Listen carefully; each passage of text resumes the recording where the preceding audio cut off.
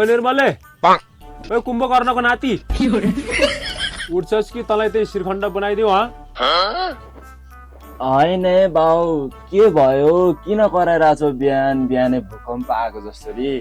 झन् सपनामा कस्तो मजासँग केटीसँग बसेर मोमो खाइरहेको थिएँ सब बर्बाद गरिदियो नि मेरो बाउले मोमो चाहिँ होइन तैँले मेरो हातको लट्ठी चाहिँ खान्छस् है अहिले घामले चाहिँ उहाँ डाँडा गाडिसक्नुलाई यो अहिलेसम्म सुतिराखेको छ छिटो उठ मान्छेले चाहिँ कति काम भइसक्यो उहाँ गाउँका केटाहरूले के गरिसके होला नि यो भने पातै सुत्दै गरिरहेको छ ओछ्यानमा होइन छिटो उठ भनेको किन सुनेको छैन अझै नयाँ वर्ष लागिसक्यो यसको सुताइ हेर हेर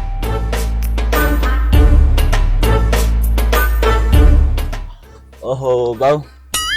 आज त चट्ट लगाएर नयाँ वर्ष रहेछ नि त होइन हो त के रे त्यही भएर त तँलाई छिटो उठ भनेको त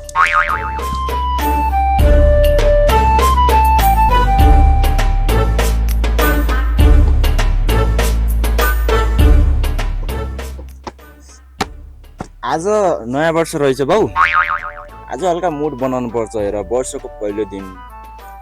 अब म चाहिँ अब जङ्गलतिर लागे गाउँतिर केटाहरू पनि आएका छन् रे आज जङ्गल गएर फुल इन्जोय गर्ने जङ्गल के खान जाने जङ्गलमा जानु पर्ने छैन जा बरु भैँसीलाई कुरो दिएर भैँसीलाई कुरो होइन आज मलाई फ्रिडम चाहिन्छ म यस्तोले घुम्ने आज त गएँ म त ओए नजा भनेको कहाँ जान्ला जस्तो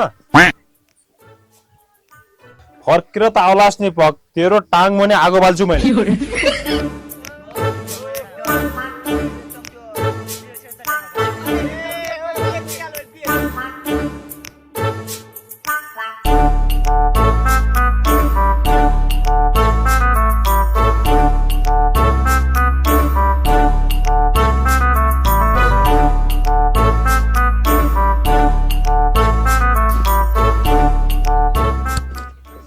ओहो सरहरू व्हाट्सअप निर्मल अनि के छ त हो केटा खबर हाम्रो त एकदम ठिक छ यार बिन्दास छ सरको पढाइले त एकदम ह्याङ भयो यार त्यही भएर यसो फेरि सुन गाउँतिर आएको यार सहरमा त सित्तैमा सास फेर्न पनि पाइँदैन के कसो केटा हो नि सहरमा सित्तैमा पाइने भनेको ढुङ्गा माटो र गाली मात्रै हो गालीको कुरा त नगर न यार केटा हो भर्खरै मात्रै धन्नै मेरो बाउले सर्भिसिङ गर्दा थिए अब यो गन्थन मन्थन धेरै नगर मेरो केटा हो आज चट्ट लगाएर नयाँ वर्ष पनि हो अनि के छ त हो केटा नयाँ वर्षको प्लान योजना प्लान त बबाल छ नि केटा त चिन्तै नगर्न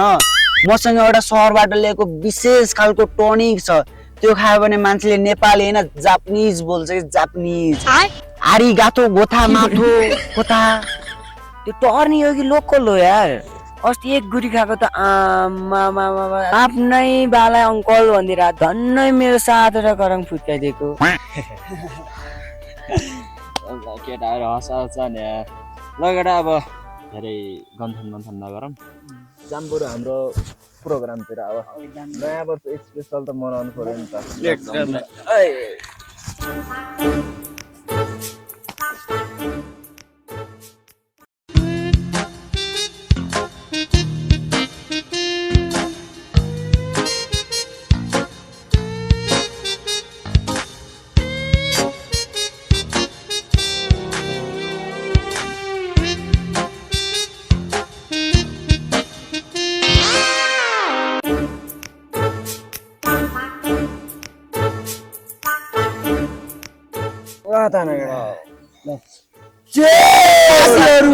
यो वर्ष हामी सबैको स्वास्नी बनो यो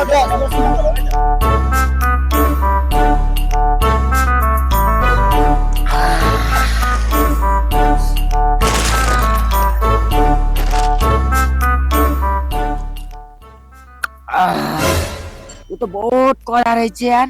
तिम्रो टाउको त दुईटा देखिरहेको छु नि त यार के भन्नु यार केटा यार खाऊ न इन्जोय गर आज त म पनि बाघ हो नि हो किन बाउले गएर केही भन्यो भने नि आज केटा सिधै इङ्ग्लिसमा जवाफ दिन्छु कि मैले you are donkey I am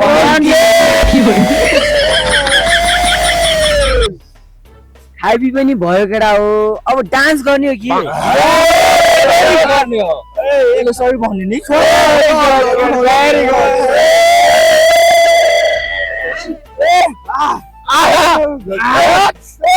गीत गाउँछ केटा हो पानको पात माया तिमीलाई सम्झन्छु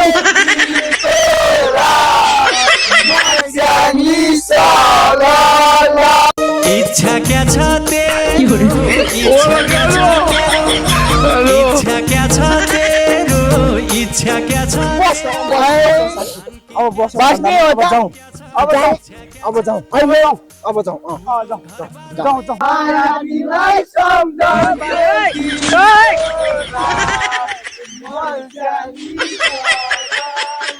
पानको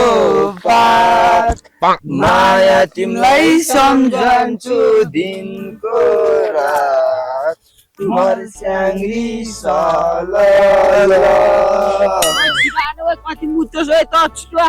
हेर केटा अरू त्यस्तै हो घर गएर बाउलाई ह्याप्पी न्यु इयर भन्न चाहिँ नबिर्सी है अरे केटा चिन्तै नगर न ह्याप्पी न्यु इयर चाहिँ होइन म मेरो बालाई ह्याप्पी बर्थडे भनिदिन्छु के अब बाउसित डराएर म बस्दैन अरे केटा म पनि अब म सहर जान्छु अब यसको जस्तो चस्मा किन्छु किनेर लगाउँछु म सहर गएर पानको माया तिमीलाई सम्झन्छु दिनको रात मर्स्याङ्गी अब केटा अब खाइयो पियो रमाइलो गरियो अब घरतिर पनि जानु पर्यो होइन लौ त जाऊ है बाउलाई ह्याप्पी न्यु इयर चाहिँ भन्छु ल ल ल अब लौ त भेट्दै गरौँ ल है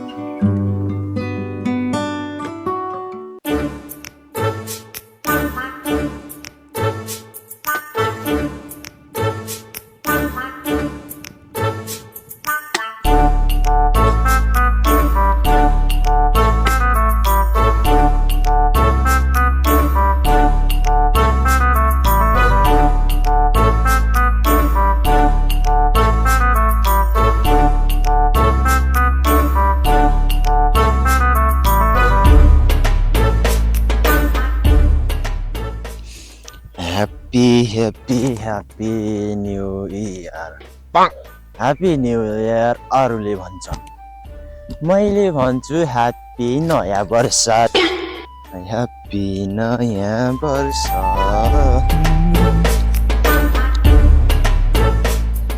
ओहो मेरो बाउ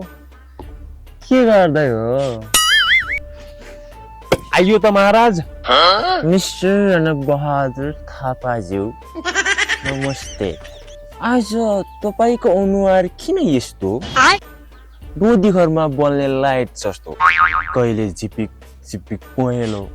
कहिले रातो कहिले निलो मैले बुझ्नै सकिरहेको छैन भने के ह्याप्पी ह्याप्पी ह्याप्पी दीपावली मेरो आमाको प्यारो श्रीमानज्यू वैशाखका महिना तँलाई ह्याप्पी दिवाली त जाँड खाएर आएको नि तँलाई जाँड खाएको होइन हो बाउ